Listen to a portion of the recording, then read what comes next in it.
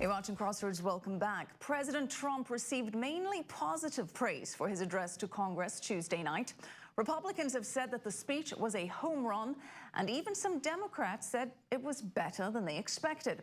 Now, the president seemed to take on a softer, more inclusive tone than other speeches over the past month, though he maintained that he will keep his campaign promises on immigration, terrorism, and repealing the Affordable Care Act. Tonight, I am also calling on this Congress to repeal and replace Obamacare. Mandating every American to buy government-approved health insurance was never the right solution for our country.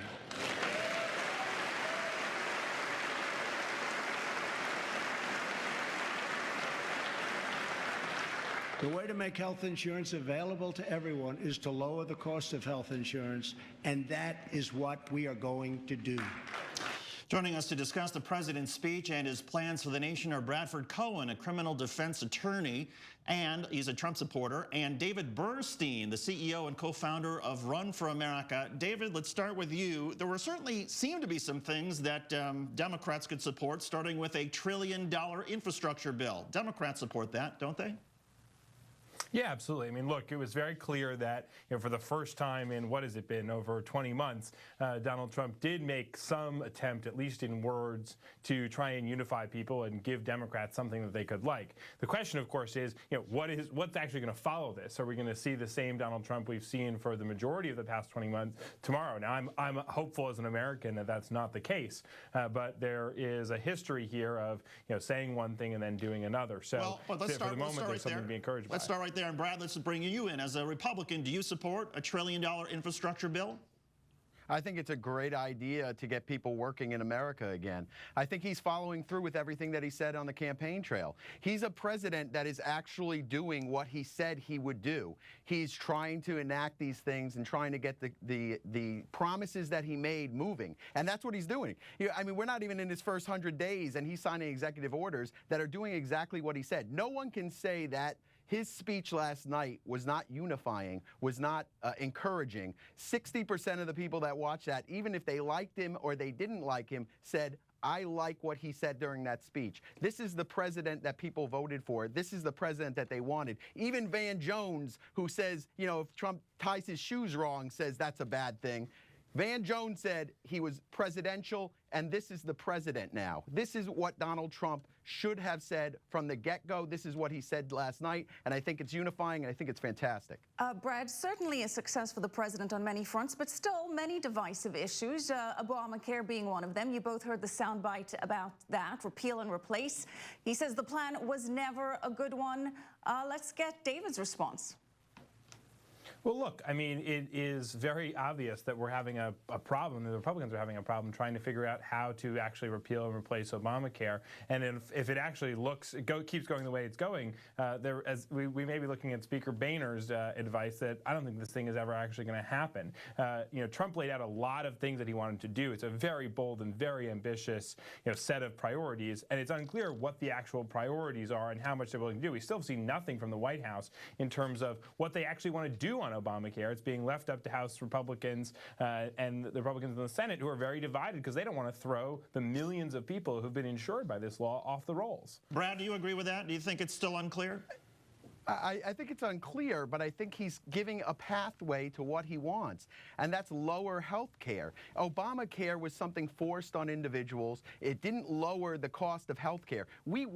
Everybody wants lower health care. I want everybody covered by health care. Everybody does. How to get there, I think, is a difficult issue, but I think he's laying out a path for how to get there. I think he wants to lower the cost of health care. He wants to lower the cost of medications, and I think he's going to accomplish that. This is a guy that gets things done. That is what Donald Trump is. Yes, it was bold. Yes, there were a lot of statements made, but he was amazing last night. He made promises, and he's going to follow through with them because that's what he does. Amazing. David, do you agree? Amazing?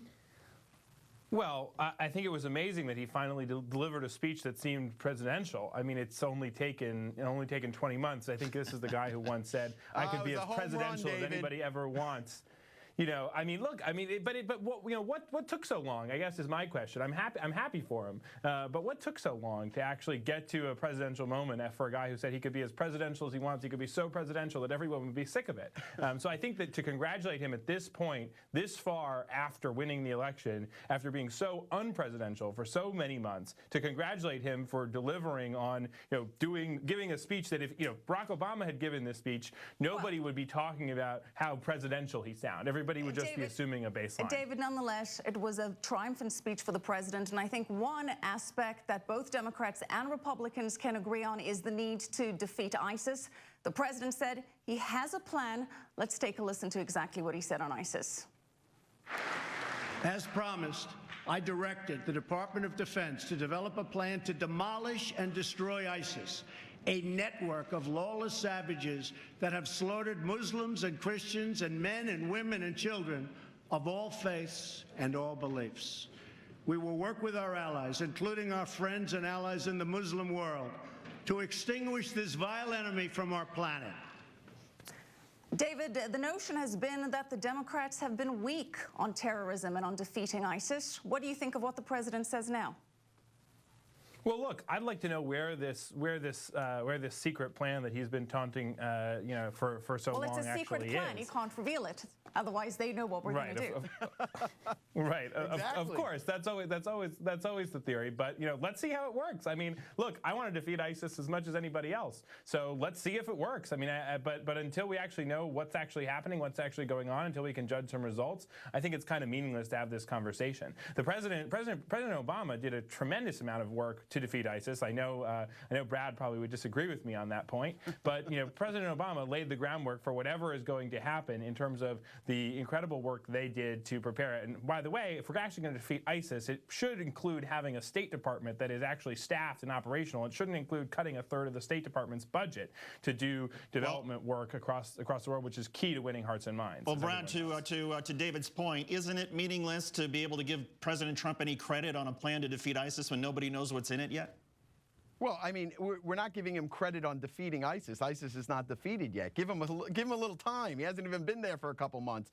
But the point is that he is moving things forward. He is giving people hope. He is giving people an idea of where his path is going. That's what the speech was. The speech wasn't, hey, this is exactly what I'm going to do to defeat ISIS. He's giving them a path of where it's going. He's telling them what is going to happen in the next 100 days, what is going to happen in my presidency. So he's giving them a path to where it's going, and I think that, like I said before, I thought it was a home run. I don't think anyone, Democrat, Republican, even CNN, can say this wasn't a home run. This was a home run last night. David, 10 seconds. You agree? On style, I think it was a home run. On substance, I think there's still a lot of work to go, and let's see if he can actually keep that tone up. David Burstein is the CEO and co-founder of Run for America, and Brad Cohen, a criminal defense attorney and Trump supporter. Thank you both. All right. Still to come, one of New York's iconic buildings.